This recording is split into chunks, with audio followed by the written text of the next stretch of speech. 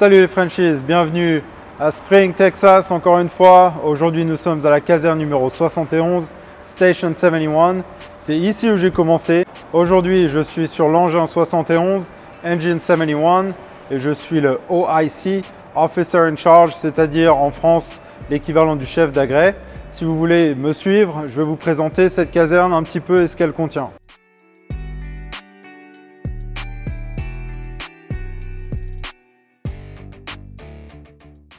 Et c'est vraiment notre caserne principale dans le sens qu'elle abrite beaucoup de choses, notamment un engin incendie, notre rescue team qui est derrière moi, avec tous les sauvetages en profondeur, en hauteur, avec des cordes, tout ce qui est hazmat, matériaux dangereux et toutes les choses de ce genre-là. On a aussi des bateaux, parce que ici il pleut pas très souvent, mais quand il pleut, ça fait pas semblant. Comme par exemple en 2018, durant l'ouragan Harvey, qui a fait des milliards de dollars de dégâts, et on a pris, je crois, 1,50 m ou 1,60 m de pluie en 5 jours. Alors, ça paraît pas énorme comme ça, mais 1,50 m de pluie, ça fait une bonne hauteur. Et puis surtout, toutes les rivières, tous les fleuves, tout était vraiment rempli. Donc, 1,50 m de pluie, ça s'est traduit en 8 ou 10 mètres de montée d'eau. Il y avait des maisons qui étaient complètement submergées. Petite histoire marrante, j'étais avec un gars de St. Louis, donc dans le Missouri, tout au nord des États-Unis. C'était sa première fois au Texas. Le mec, il était dans un bateau en plein milieu de la route au Texas avec un Français. Il comprenait rien. Il comprenait rien de ce qui se passait. Mais bon, parfois, on a ce genre de situation et il faut qu'on soit préparé. Donc, on a beaucoup de casernes avec ce type de bateau, des bateaux gonflables, des bateaux en dur, qui sont réputés comme le Titanic insubmersibles. Donc, on va pas tester. Mais normalement, ils sont remplis de mousse pour qu'ils puissent rester à la surface, même s'ils sont remplis d'eau. Cette caserne abrite aussi notre hut, c'est-à-dire notre véhicule bloqueur sur l'autoroute, Heavy Utility 71. Alors ça peut paraître un peu excessif, mais il n'y a pas si longtemps que ça, un de nos camions, un de ces fameux huts, s'est fait éclater les roues sur l'autoroute, et ça nous permet d'avoir un gros camion comme ça, qui se fait éclater. Un camion qui, soit dit au passage, ne coûte que 7500 $, plutôt qu'un engin comme ça, à quasiment 1 million de $. On a aussi Utility 71 qui est un gros pick-up, qui est en charge de tirer soit les bateaux, soit le UTV 71. UTV pour Utility Vehicle. C'est juste un petit véhicule qu'on utilise pour le hors-chemin. Il y a quelques centaines de gallons d'eau à bord. Il y a de quoi évacuer une victime en chemin, en forêt, en champ, en endroit de ce type. Ici, nous y trouverons aussi notre bâtiment administratif, ce qu'on appelle le quartermaster, donc le maître-quart, ceux qui s'occupent de nos équipements, de nos tenues, de tout ce qu'on a dans les camions, de tout ce qu'on a dans les casernes. Et on a également une structure d'entraînement pour la ventilation verticale, c'est-à-dire pour aller sur le toit et couper des trous.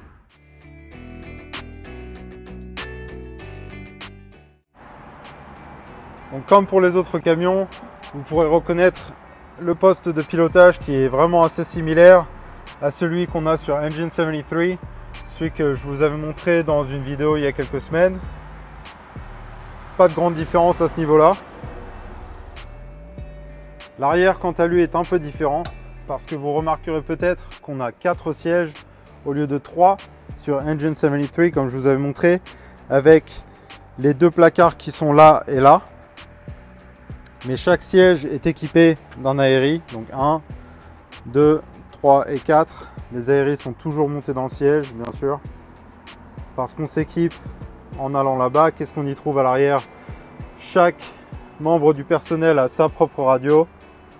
D'accord, on a des gants médicaux, bien sûr.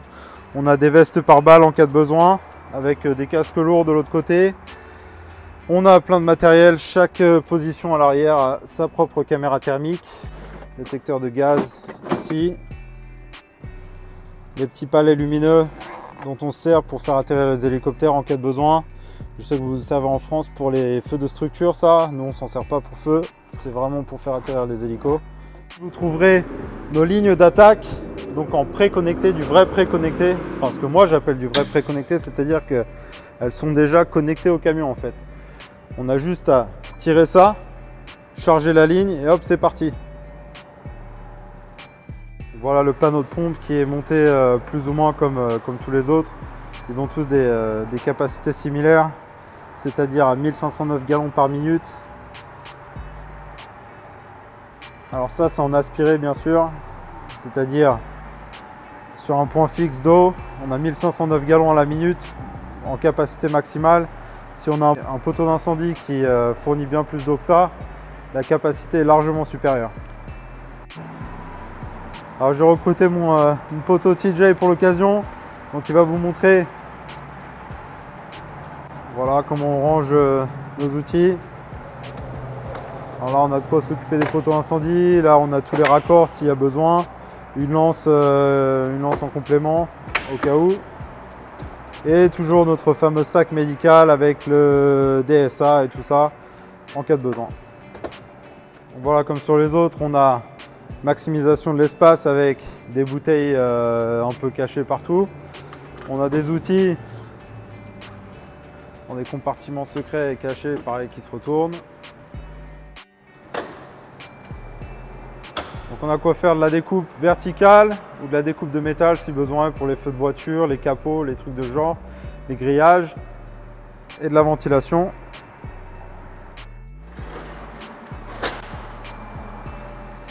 À l'inverse des Engine 73, on a notre ligne ici dont on sert pour vraiment les petits feux d'herbe, les feux de broussailles, les feux de poubelle.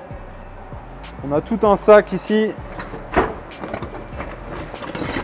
avec les connexions adéquates pour établir en eau si le besoin est. Donc, contrairement à nos homologues français et de beaucoup de parties de l'Europe, on n'a pas de dévidoir nous à l'arrière. On a les tuyaux d'alimentation qui sont directement à l'intérieur du camion. Alors je ne sais pas si vous verrez, on a environ 300 mètres, donc 1000 pieds ici. Donc 300 mètres de tuyaux de 5 pouces de diamètre. Alors bienvenue dans mon monde hein, parce que tout est en pouces, tout est en pieds, en livres, en tout ça. On a 400 pieds ici de tuyaux de 3 pouces et 400 pieds de tuyaux de 2 pouces et demi. Il y a TJ qui sous moi. Donc comme sur tous nos engins d'attaque, on a des échelles cachées à l'intérieur, bien dissimulées. Donc, échelle à coulisses, échelle de toit, échelle de plafond, tout est caché là-dedans. Si on veut faire du secours léger routier en attendant que le rescue truck ou qu'un autre engin équipé de gros outils du type Engine 73 ou Engine 76 arrive, on a des petits outils hydrauliques comme ça. Après il y a de quoi faire du calage. Et le plus important au Texas, une glacière remplie d'eau glacée. Encore une fois, on trouve des outils manuels. Le pig, tiens, un peu dégueulasse d'ailleurs qu'il faut que je nettoie. On l'a utilisé ce matin sur un feu d'appartement.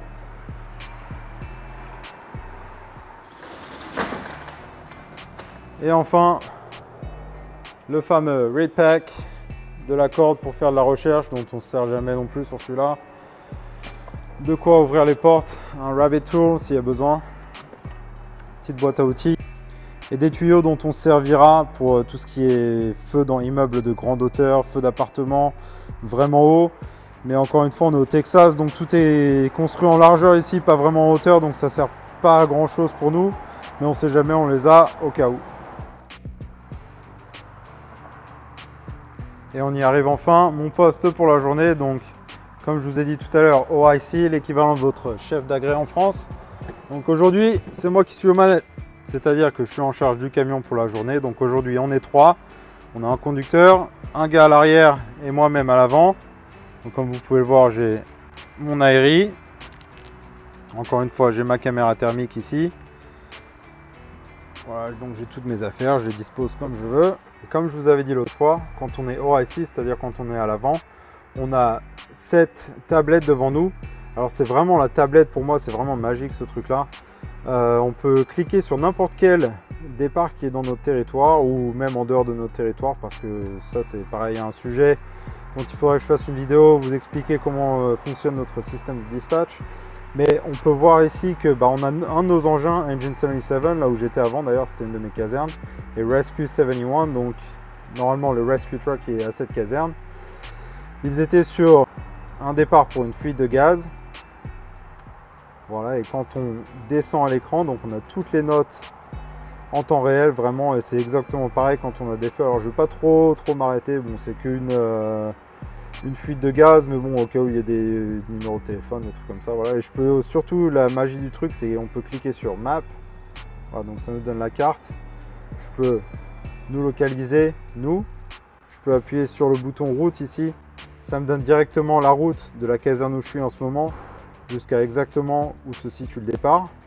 Si je fais un zoom, je peux voir tous les petits points rouges, c'est toutes les bouches à incendie, tous les poteaux d'incendie. Donc on peut faire des zooms dans n'importe quel sens, sur n'importe quel territoire. En général, ça montre tout ce qu'il y a. Voilà, on peut s'assigner au départ si on est dispatché, si on n'est pas dispatché, ou on peut se mettre en route. Sur place, on peut se mettre en mode stage, c'est-à-dire par exemple s'il y a des armes à feu, des armes blanches qui sont en compte, on se met en retrait, on attend que les flics en fait viennent et s'occupent de la situation, s'occupent de notre sécurité et tout va bien par la suite.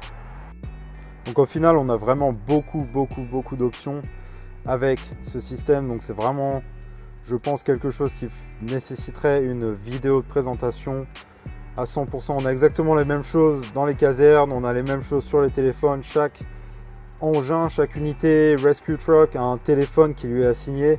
On a exactement la même chose sur les téléphones et c'est vraiment très pratique.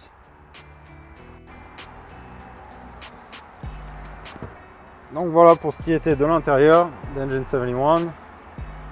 Donc comme je vous disais tout à l'heure, on a tous une caméra thermique. J'ai la grosse à l'avant. Je pense que vous avez les mêmes dans les camions.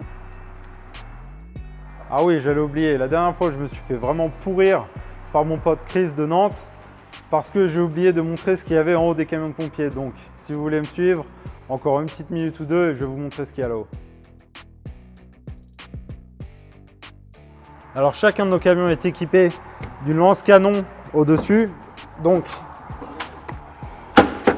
si on a besoin d'une grosse quantité d'eau,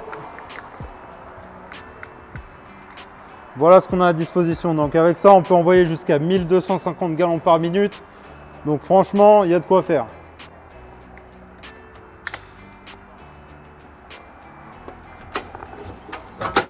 On y trouve aussi une tourelle lumineuse, de la poudre spéciale pour nettoyer les routes, les hydrocarbures, l'huile des routes en cas d'accident, de l'émulsifiant et quelques autres trucs, des outils à main, des pelles, des balais, des choses comme ça.